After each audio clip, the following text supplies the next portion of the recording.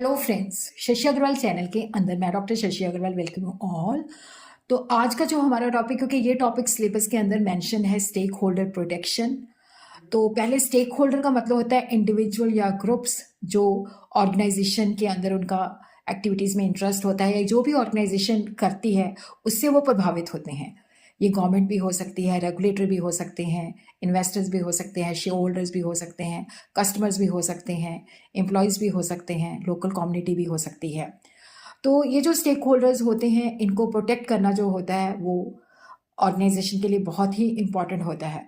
तो stake holder protection का मतलब है कि जो ऑर्गेनाइजेशन है, तो यहाँ पे वो किस तरह की मेयर और पॉलिसीज़ और गवर्नमेंट प्रैक्टिसेस, जो गवर्नमेंट लॉज होते हैं उनको प्रोटेक्शन करने के लिए किस तरह से फॉलो करती है, ताकि जो डिफरेंट स्टेक होल्डर्स हैं जिनका कॉन्फ्लिक्टिंग इंटरेस्ट है उनके राइट्स, इंटरेस्ट और वेलबींग को प्रोटेक्ट किया जा सके।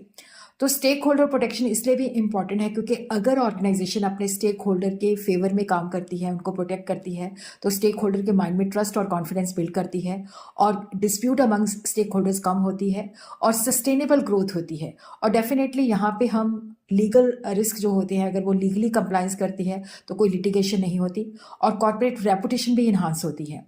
तो ये मैकेनिज्म है, जैसे शेयर होल्डर है तो फाइनेंशियल रिपोर्टिंग के अंदर ट्रांसपेरेंसी होनी चाहिए, प्रॉपर उनको वोटिंग राइट्स और डिसीजन मेकिंग के अंदर इन्वॉल्व करना है, उनको प्रॉपर डिविडेंड और प्रॉफिट के अंदर हिस्सा देना है, एम्प्लॉयज़ के साथ डिस्क्रिमिनेशन नहीं करना, फेयर वेजेस और बेनिफिट देना है, सेफ और हेल्दी वर्क इन्वायरमेंट देना है। और जो है ऑर्गेनाइजेशन के अंदर एम्प्लॉयज़ के ग्रीवेंस रिड्रेसल मैकेनिज्म है, जहाँ पे अगर एम्प्लॉयज़ कंप्लेंट करते हैं तो उनकी शिकायत जो है उनको सॉल्व किया जाता है। कस्टमर के लिए ये quality product and services at a fair prices और ऑनेस्ट एडवर्टाइजिंग, मिसलीडिंग एडवर्टाइजिंग नहीं करनी, रीजनेबल प्राइसिंग है और कंज्यूमर राइट्स को प्रोटेक्ट करना है।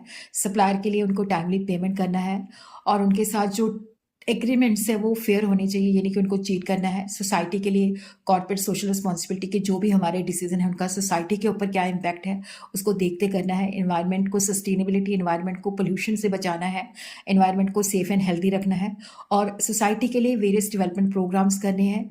गवर्नमेंट के साथ ये कि जो भी रूल्स एंड रेगुलेशंस है उसको प्रॉपर फॉलो करना है और गवर्नमेंट को प्रॉपरली टैक्सेशन रिटर्न फाइल करनी है, टैक्सेशन के अंदर चीटिंग नहीं करनी। और इसी तरह कॉर्पोरेट गवर्नेंस का रोल भी बहुत इंपॉर्टेंट है। बहुत सारी बोर्ड्स एंड कमेटीज़ होती हैं जो देखती हैं कि स्टेक होल्डर प्रॉपरली प्रोटेक्ट हो। कोड ऑफ एथिक्स होते हैं जो रिस्पॉन्सिबल डिसीजन लेते हैं। ऑडिट और कंप्लायंस मैकेनिज्म होता है जो देखता है कि इन चीज़ों को फॉलो किया जा रहा है।